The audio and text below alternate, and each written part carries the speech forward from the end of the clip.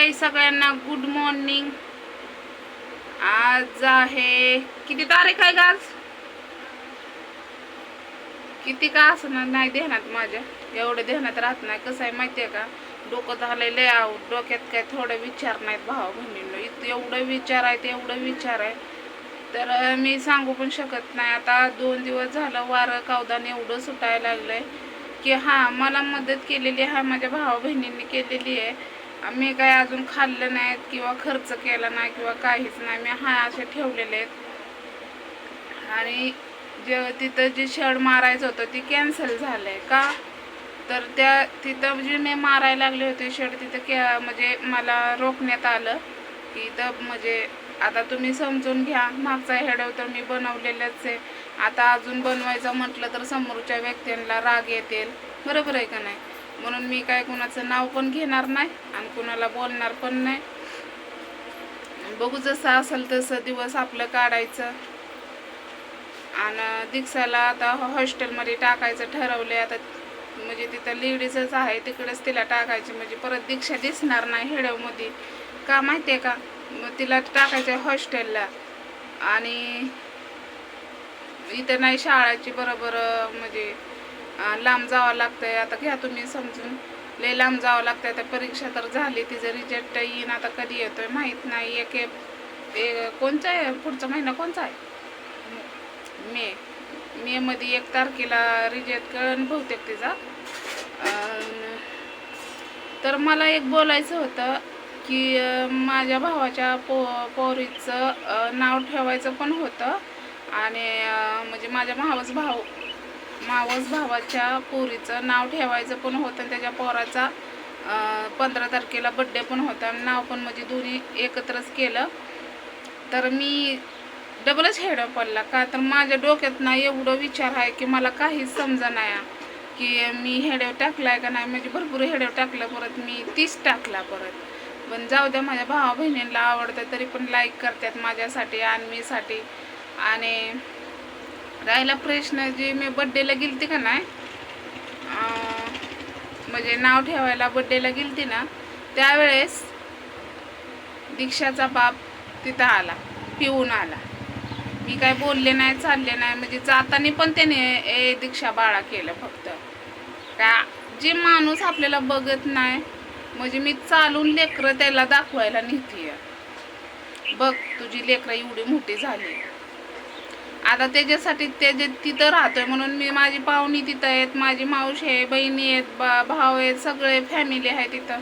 मग आता त्याच्या एकल्यामुळं मी माझ्या लेकरांना घेऊन जाऊ शकत नाही का. त्यांना पण असं कळायला पाहिजे ना की ही तर माझी ही आहेत ती आहेत. म्हणून त्यासाठी पण दिसते ती लेकरं, मग त्यांना भारी वाटतंय, हाय ती चांगली लेकरं. तर राहिला प्रश्न त्याचा सांगणार आहे मी. तर तेव्हा पण जाताना तिथं टाकलं त्यांनी. आणि घरी पण मावशीची, तर आम्ही सगळे अशा बहिणी भाऊजी ही सगळे जेवायला बसलो. आणि अचानकच आला, इतका पिऊन आला. आणि पिऊन येऊन काय म्हणतोय, मम्मीला खाऊ दे, मम्मीला जाड झाली, खाऊ दे. का रे बाबा, तू काय मला खायला घालून दमतोय का? तुझा काय संबंधच नाही मला बोलायचा, आणि तुझा अधिकार सुद्धा नाही मला बोलायचा, समजलं का.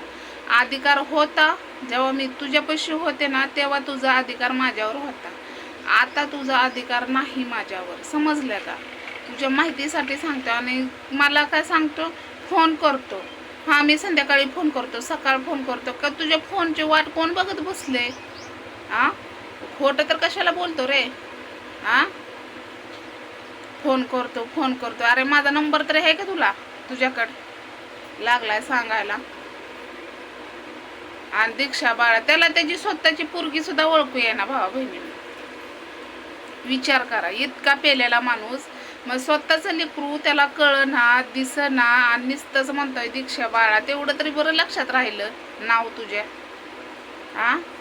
कधी नावं ठेवायची सुद्धा माहिती नाही तुला. त्याच लेकराला नावं ठेवून त्याच लेकराला दीक्षा बाळा म्हणतो. तुझ्या पोटी जन्म घेऊन तू तसा वागायला लागलाय, मग समोरचं का नाही वागणार. आणि तुला निमित्तच झालं, मी जेवतो, भीक मागून जेवतो.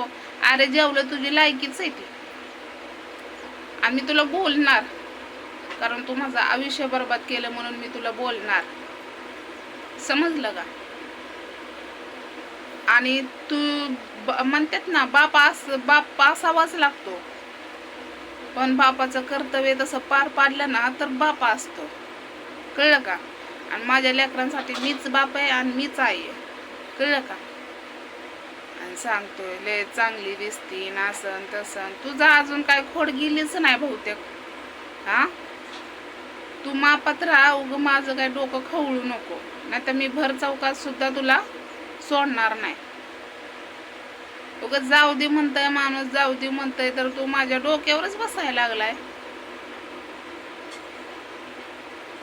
तर चला भावा बहिणीनं, आज हेड फक्त धळभद्रासाठी होता. आता धळभद्रा कोण आहे घ्या ओळखून तुम्ही. त्याला नावाने हाक मारणं सुद्धा चुकीचं आहे, आवाजावं सुद्धा बोलणं चुकीचं आहे. मला असं वाटतंय, तुम्हाला असं वाटत असेल की मी आवाजावं बोलावं असं तसं, पण त्यांनी तसं कर्तव्य केलंच नाही तर त्याला आवाजावं कसं बोलू मी? आणि माझं खाल्लेलं काढतोय माझ्या बहिणींपाशी. हा, अरे सगळ्याला माहिती आहे मी कशी जगते, लेकरांना कशी जगवते. हा, तुलाच कसं माहित नाही? तुला माहिती असून पेडगावला जातो का? तुझी लायकी आहे ना, लायकीतच राहा.